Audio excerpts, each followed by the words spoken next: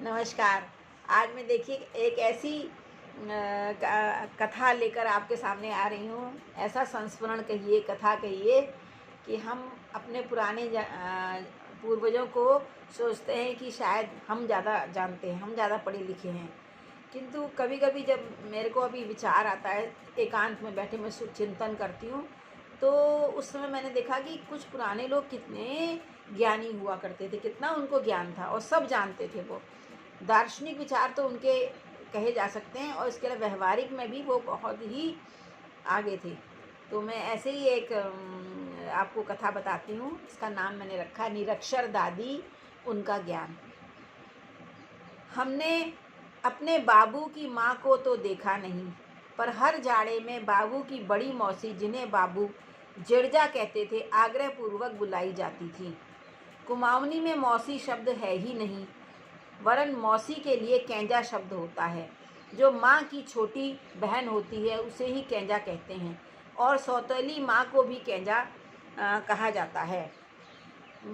पिता की माँ की बड़ी बहन और ताई को जिरजा कहा जाता है।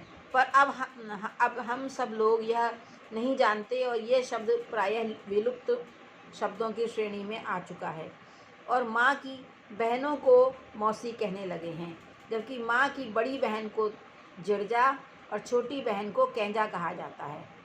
हाँ, तो हमारे यहाँ बाबू की जिरजा, जो बाल विधवा थी, जाड़ों में 3-4 महीने हमारे यहाँ रहती थी। जहाँ भी पोस्टिंग हो वहाँ हमारे बाबू उनको बुलाते थे। उसके बाद तो उनका देहांत हो गया।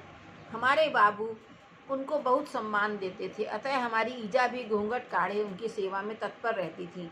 मैं घर में सबसे कनिष्ठ थी, अतः वह हमारी दादी मुझसे बहुत सी बातें करती। हम बच्चों के खेल देखती। मुझे तो उन्होंने अपने हाथ से खाना भी खिलाया है, जबकि मैं खुद खा सकती थी, पर वह स्नेहवश ऐसा करती। मेरे सर पर प्यार से हाथ फेरती थी। ईजू, बाबू, पोथा, चेला आदि स्नेहिल विशेषणों से संबोधित करती थी। हमारे कुमाऊनी में ऐसे ही स्नेह के शब्द कुछ प्रचलित थे पहले। मैंने उन्हें कभी रुष्ट असंतुष्ट नहीं देखा। सदा स्मित हास लिए सबको बहुत कुछ बताती रहती थी। बाबू रोज उनके पैर दबाते, उनके सर पर तेल डालने का समय निकाल ही लेते थे। उनको उनके भाई के बच्चे भी हाथों हाथ लिए रहते थे। मतलब हमारे पिताजी की जो जिरजा थी, उनके भाई के बच्चे भी उनको पसंद करते थे। सबके घर में वह चूड़ीदार पजामे जैसी फिट हो जाती थी, जैसा जिसका वातावरण हो। यह दादी जी 8 साल में ब्याह के बाद उसी साल विधवा हो गई। मायके में ही रहीं, सारे नियम विधवा वाले अपनाए, जो खान पान रहन सहन सभी में लागू होते थे। सबके बच्चे पाले, सबको सहारा दिया, पर स्वभाव में कटुता नहीं आने दी। उनके ज्ञान की मानगी आप सब भी जाने।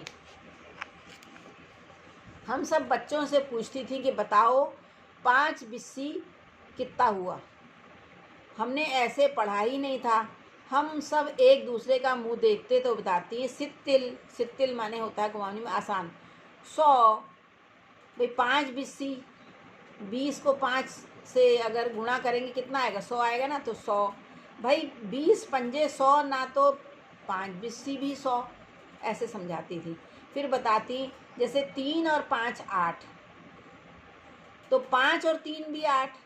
सारी पौराणिक कहानियाँ, कुमाऊनी पहेलियाँ मैंने उनसे और अपनी ईजा से ही सीखी थी। हमारी माँ को भी बहुत कुछ सिखाती रहती।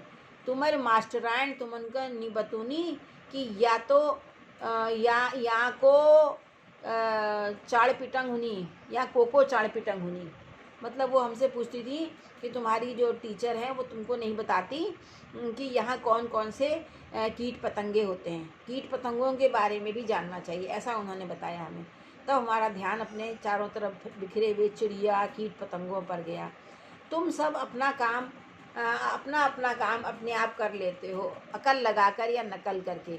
क्या तुम उदास होते हो तो फिर जल्दी खुश होना भी जानते हो? ऐसा वो अक्सर हमसे कहती। जब तुम नहीं सीख पाते तो फिर क्या तुम उस काम को छोड़ देते हो? मत छोड़ा करो, तभी तो वह अच्छे से आएगा। ये सब कुमाऊनी में हमको वो कहती थी, मैं आपको हिंदी में बता रही हूँ। हर दिन कुछ नया सीखते हो, मतलब हर दिन में कुछ नया सीखने को मिलता है या अपने आप सीखते हो। मन से किया काम जल्दी और अच्छे से पूरा होता है। वो कहती थी कि मन से किया हुआ काम जल्दी और अच्छे से पूरा होता है।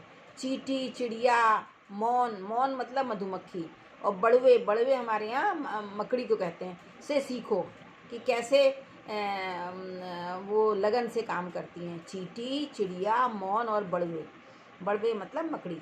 समय जाता है आता नहीं, पर आया अवसर मत जाने दो। वो अक्सर कहती समय जाता है आता नहीं है, और आया हुआ जो अवसर है उसको अच्छे से उसका प्रयोग करो। उनको इतने दोहे मंत्र याद थे, हर प्रकार के ऐपण वो जानती थी। लिखने में केवल ओम बनाना और राम लिखना जानती थी। एक कॉपी में लाल पेंसिल से राम राम लिखती रहती, दिन में कभी सोती नहीं, खाली कभी बैठती नहीं, कुछ कुछ करती रहती। पुराने कपड़ों के झोले, बैठने के आसन बनाया करती थी। सही अर्थों में अपने उस जीवन को उन्होंने एक अर्थ दिया, सार्थक बनाया। और कहते हैं कि पहाड़ के गांव में एक सुबह नहाकर बाल बनाते हुए वह लुढ़क गई, फिर नहीं उठी। गांव में ही अपने भाई के बेटे के सामने ही गिर पड़ी, और उनका संस्कार करवाने के लिए दादी की ससुराल से उनका भतीजा बुलवाया गया, क्योंकि 8 वर्ष की अवस्था में हुए विवाह में उनका कुल गोत्र जो बदल गया था। अजब विडंबना। मुझे याद है बाबू और ईजा ने उस दिन खाना नहीं खाया था। बाबू अगले दिन पहाड़ बैरती गांव जो द्वाराहाट में पड़ता है चले गए। ऐसे हमारी उन निरक्षर पर ज्ञानी दादी का जीवन कटा। नमस्कार।